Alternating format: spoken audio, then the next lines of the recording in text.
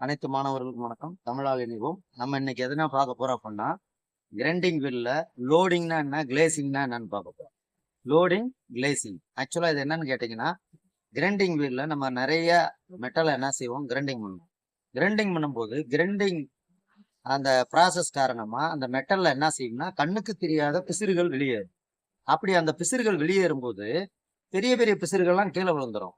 இந்த கண்ணுக்கு தெரியாம இருக்கிற பவுடர் மாதிரி வெளியேறக்கூடிய மிக நுண்ணிய பிசிறுகள் என்ன செய்யும் அப்படின்னா, இந்த கிரைண்டிங் வீல்ல முகப்பு பாகத்துல போர்ஹோல்னு சொல்லக்கூடிய சின்ன சின்ன ஹோலா வச்சிருப்பாங்க. இந்த கிரைண்டிங் வீலே வந்து ஒரு ஹீட் ட்ரீட்மெண்ட் ப்ராசஸ்ல உருவாக்குது. அது ஒரு மல்டி பாயிண்ட் கட்டிங் டூல். ஏன் சொல்றோம் அப்படின்னா, அதுல நிறைய கட்டிங் எட்ஜஸ் எல்லாம் இருக்கு. அந்த கட்டிங் எட்ஜஸ் இடையில சின்ன சின்ன பள்ளங்கள் இருக்கும்.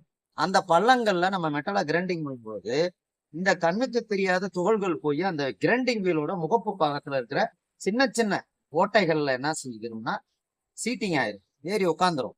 இது ஒரு 10 மெட்டல் 15 மெட்டல் நம்ம தொடர்ந்து கிரைண்டிங் பண்ணும் பொழுது அதுல இருக்கிற கண்ணுக்கு தெரியாத அந்த பிசிறுகள், பெரிய பெரிய பிசிறுகள் கீழே விழுந்துரும் சொல்றேன்.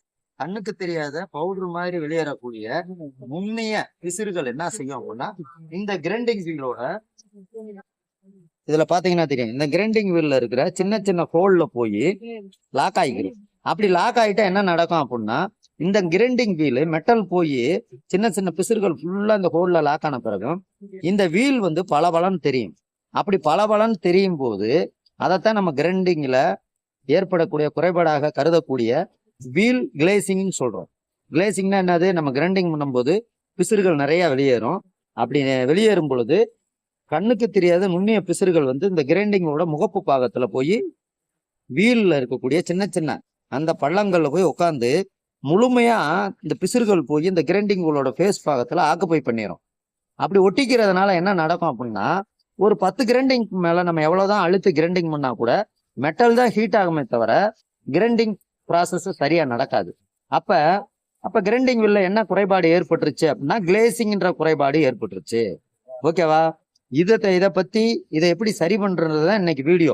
சரியா? இப்ப ஃபர்ஸ்ட் இது குறைபாடு ஏற்படுவதற்கான காரணங்களை தெரிஞ்சுக்கிறோம். அப்ப கிளேசிங்னா என்னன்னு உங்ககிட்ட கேட்டா என்ன சொல்லுவீங்க?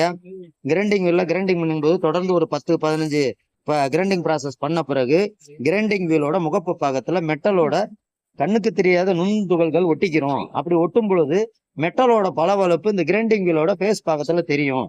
அப்படி தேஞ்சா அதுக்கு பேரு வீல் கிளேசிங் அப்படின்னு சொல்லணும். இது இல்லாம லோடிங்னா என்னன்னு தெரியணும். கிரைண்டிங் வீல்ல இந்த 2 டிஃபெக்டும் ஒண்ணுதான். கிரைண்டிங் பண்ணும்போது கண்ணுக்கு தெரியாத பிசிறுகள் இந்த வீல் மேல ஏறி உட்கார்றதுனால அந்த குறைபாடு ஏற்படுதுல, கிளேசிங் குறைபாடு ஏற்படுதுல, அதவே லோடிங்னு கூட ஒரு குறைபாடா நம்ம கருதுறோம். ஓகேவா? அப்ப லோடிங் கிளேசிங்னா என்ன? கிரைண்டிங் ப்ராசஸ் பண்ணும் பொழுது இந்த நுண்துகள்கள் கிரைண்டிங்களோட முகப்பு பாகத்துல ஒட்டிக்கிறதுக்கு பேரு கிளேசிங் ஆர் லோடிங். ஓகேவா? இது தெரிஞ்சிருக்கும்னு நினைக்கிறேன். இதை எப்படி சரி பண்ணலாம்னு கேட்டீங்கன்னா, வீல் ட்ரெஸ்ஸிங்ன்ற ஆபரேஷன் மூலமா சரி பண்ணலாம். வீல் ட்ரெஸ்ஸிங் ஆபரேஷனை இன்னொரு வீடியோல உங்களுக்கு பிரசன்டேஷன் பண்றேன். நன்றி.